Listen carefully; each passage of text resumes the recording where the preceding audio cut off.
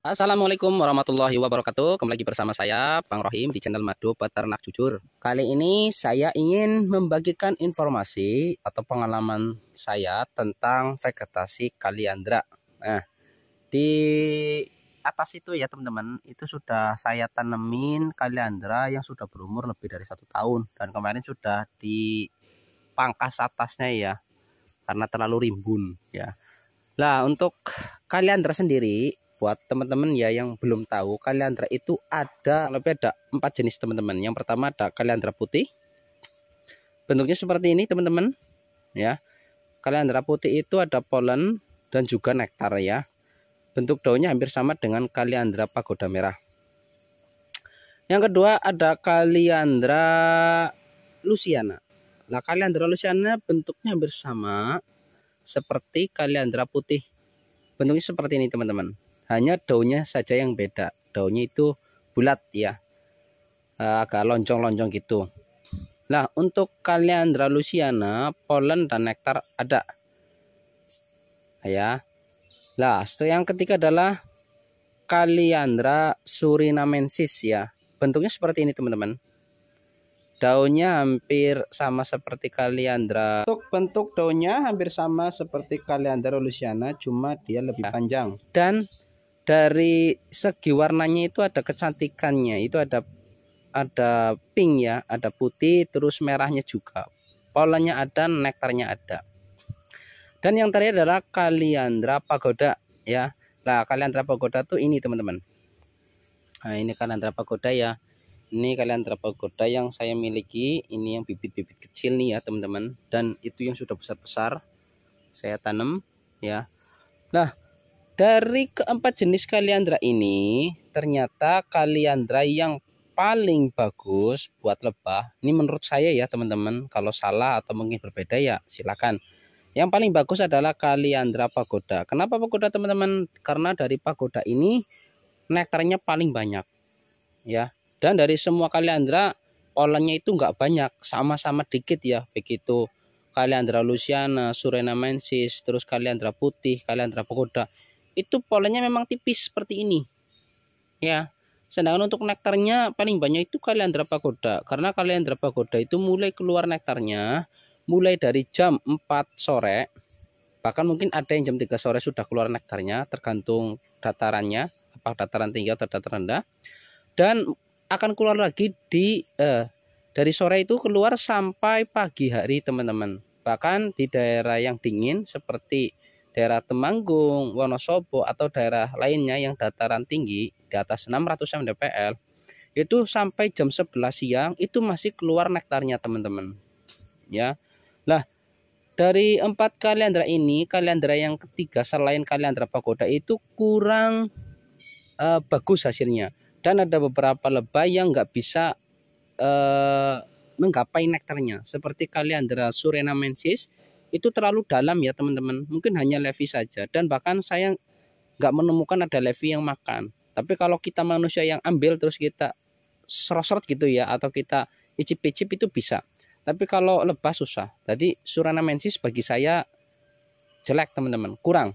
Terus ada juga kaliandra putih, ini juga bagus, tapi untuk nektarnya itu sedikit teman-teman, nggak banyak ya. Polennya ada tapi juga sedikit.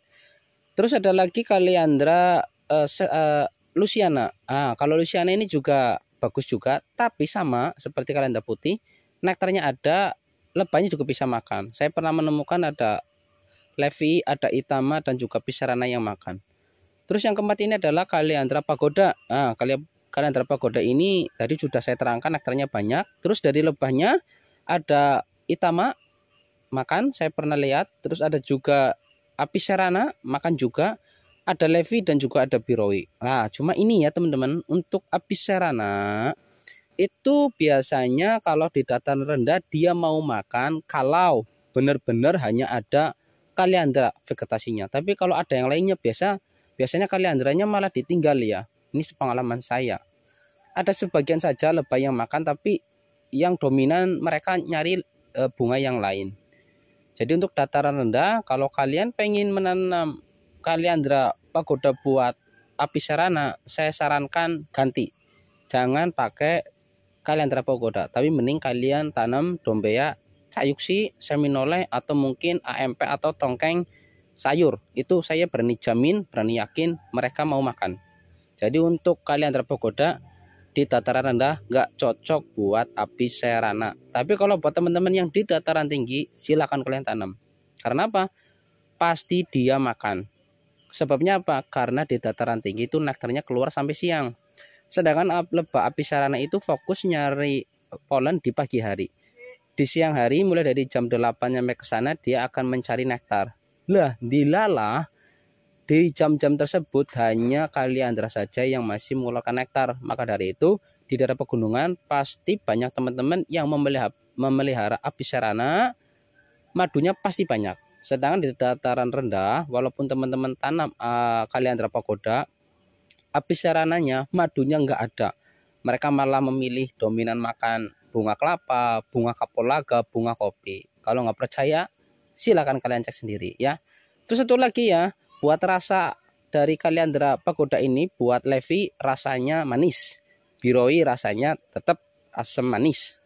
Nah buat Itama ini unik teman-teman, rasanya itu jadinya pahit ya. Silakan kalau nggak percaya kalian coba. Nah kalau buat Apicerana rasanya sama, manis pahit teman-teman ya. Jadi ada plus dan juga minus. Kalau untuk Apicerana sendiri yang pahit ya ada juga konsumennya, tapi lebih dominan mereka lebih suka Apicerana yang madunya rasanya manis seperti nektar kelapa dan sebagainya. Sayangnya kalau kita mencari Apicerana rasanya manis yang nektar kelapa, biasanya panenannya nggak banyak seperti nektar Kaliandra. Oke, untuk hari ini seperti itu ya teman-teman. Oh satu lagi ya, buat teman-teman mungkin yang sering banget nanya, Mas Kaliandra pagoda ini mulai berbunga umur berapa sih? Nah ini saya tanam dari biji ya teman-teman. Ini kurang lebih umur kisaran 1 sampai 3 bulan ya. Dan mereka akan cepat berbunga kala mana mereka full matahari. Di sini bisa dilihat, ini baru tinggi 80 cm sudah mengeluarkan bunga. Ini tinggi kurang lebih hampir 1 meter sudah mengeluarkan bunga. Jadi untuk Kaliandra sendiri itu amat sangat mudah sekali berbunga kalau full matahari. Dan kalau untuk ditaruh di pot juga mereka masih bisa berbunga. Buktinya mana? Ini di polybag yang kecil saja mereka bisa berbunga.